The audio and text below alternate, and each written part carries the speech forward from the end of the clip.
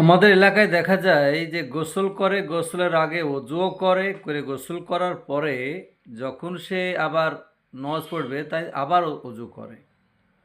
এক নম্বর কথা বলি, অজুর থাকা অবস্থায় যদি আবার অজু করা যায়, সেই অজুর দ্বারা কোনো কিছু করেননি আপনি, হয় কোরআন পড়েননি, নামাজ পড়েননি বা কোনো রুকু সেজদা করেননি, অর্থাৎ অজুর দ্বারা যে কাজগুলো হয়, অজু ছাড়া যে কাজগুলো হয় না, আপনি এরকম কোনো কাজ করেছেন অজুর দ্বারা, তবে আপনি আবার অজু করতে পারবেন।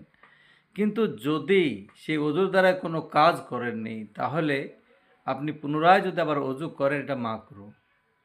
তাই গোসল করার পরে মানুষের যদি পূর্ণভাবে গোসল আদায় করে তো অজু হয়ে যায়, তাই পুনরায় আবার অজু করার কোনো প্রয়োজন নাই। হাদিস তো আছেই আয়েশা রাদিয়াল্লাহু তাআলা আনহা থেকে, যে আল্লাহর নবী গোসলের পর অজু করেননি। তাছাড়া এমনি আপনি দেখুন যে আপনি যখন গোসল করবেন তখন আপনার মুখমণ্ডল ধৌত হয়ে যায়, চারটে যে ফরজ আছে, হাত ধোয়া হয়ে যায়, মাথা অবশ্যই আপনি নাড়বেন, তাতে মাথা মাসা হয়ে যায়, এবং পাগুলাকে আপনি ধোবেন, এগুলো তো হয়ে যায়। তাই গোটা শরীর ধৌত করলে হয়েই যায় স্বাভাবিক ক্ষেত্রে অজু। তাই দ্বিতীয়বার অজু করার কোনো প্রয়োজন নাই। যদি আপনি দ্বিতীয়বার অজু করেন তো এটা মাকরুহ, আর মাকরুহ থেকে আমাদেরকে বাঁচতে হবে।